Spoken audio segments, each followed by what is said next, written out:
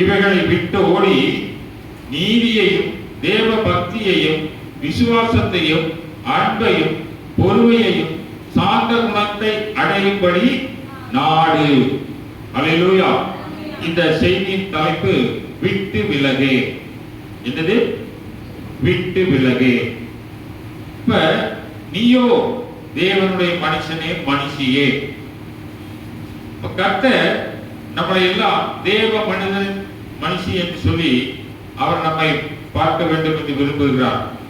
அப்படி என்றால் தேவனுடைய மனுஷன் மனுஷி என்றால் அவர் நமக்குள்ளே இருக்கிறார் என்று அவர் செய்கிறபடியே, அவர் காட்டினபடியே, அவர் வாழ்ந்தபடியே நாமும் வாழ வேண்டும் என்பதற்காக இந்த வருடத்தின் கடைசியிலே 2025 இந்த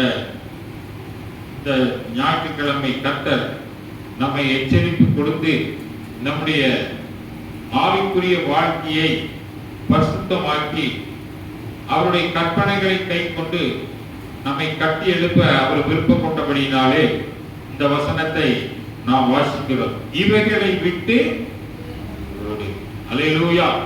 அப்ப இவைகளை விட்டோடி எவைகளை, அதுதான் 10வது வசனத்தில் சொல்லப்பட்டிருக்கிறது.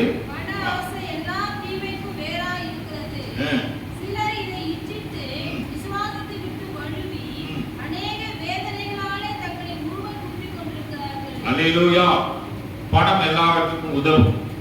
ஆனால் பண ஆசையினாலே அதை இச்சித்து விசுவாசத்தை விட்டு வழுவி அநேக வேதனைப்படுகிறார்கள் பணத்தினாலே. அப்ப தங்களை உருவ குத்தி கொண்டிருக்கிறார்கள் என்று சொல்லி வேதம் சொல்லுகிறது. நீ தேவனுடைய மனுஷன் அப்படி என்றால் எல்லாத்திலும் ஒழுங்கும் கிரமும் நமக்கு அவசியமாக இருக்கிறதை நாம் இந்த பகுதியிலிருந்து நாம் கற்றுக்கொள்வோமாக. நீ தேவனுடைய மனுஷனாக இருந்தால் கிறிஸ்துவ வாழ்க்கையில் முன்னேற விடாதபடி தடுக்கிற காரியங்கள் அநேகம் இருக்கிறது. அப்படிப்பட்ட தடைகள் ஆவிக்குரிய வாழ்க்கையை மாத்திரமல்ல, நாம் நிற்றலாக அந்த வாழ்க்கையும் சம்பந்தப்படுத்தி கெடுத்து தடைகளை உண்டாக்குகிறது தான் இந்த காரியம். தேவனுடைய மனுஷனுக்கும் மனுஷிக்கும் அது சம்பவிக்கிற காரியமா இருக்கிறது. முன்னேற விடாதபடி தடுக்கிற காரியங்கள் அநேகம் இருக்கிறது தேவ ஜனமே.